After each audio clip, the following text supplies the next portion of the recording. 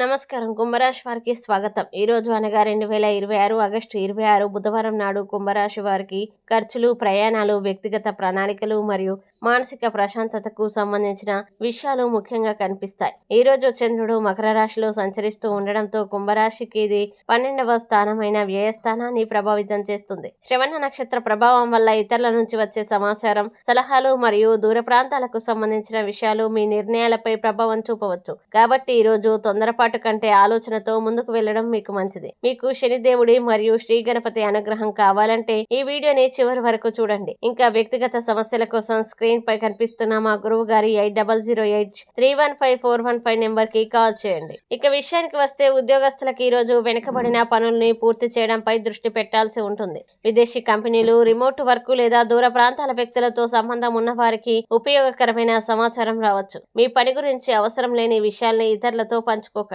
వ్యాపారస్తులకి ప్రయాణాలు లేదా అదనపు నిర్వహణ ఖర్చులు రావచ్చు. పాత కస్టమర్ లేదా దూర ప్రాంతం నుంచి వచ్చే ఆర్డర్ విషయంలో కదలిక కనిపించవచ్చు. అయితే ముందస్తు చెల్లింపులు, ఒప్పందాలు మరియు ఆన్లైన్ లావాదేవీల్ని జాగ్రత్తగా పరిశీలించండి. ఆర్థికంగా ఈ రోజు ఖర్చుల్ని నియంత్రించడం చాలా ముఖ్యం. అనవసరమైన కొనుగోళ్లను వాయిదా వేయండి. ముఖ్యంగా ఇతరుల ఒత్తిడితో డబ్బు పెట్టుబడి పెట్టడం లేదా అప్పుగా ఇవ్వడం మంచిది కాదు. పొదుపుపై దృష్టి పెట్టడం ద్వారా ఆర్థిక ఒత్తిడి తగ్గుతుంది. కుటుంబం, ప్రేమ విషయాల్లో కొంత ప్రశాంతత అవసరం. మీరు మౌనంగా ఉండడం వల్ల ఎదుటివారు అపార్థం చేసుకునే అవకాశం ఉంది. కాబట్టి మీ భావాల్ని స్పష్టంగా చెప్పండి. దూరంగా ఉన్న కుటుంబ సభ్యుల నుంచి ఫోన్ లేదా సందేశం రావచ్చు.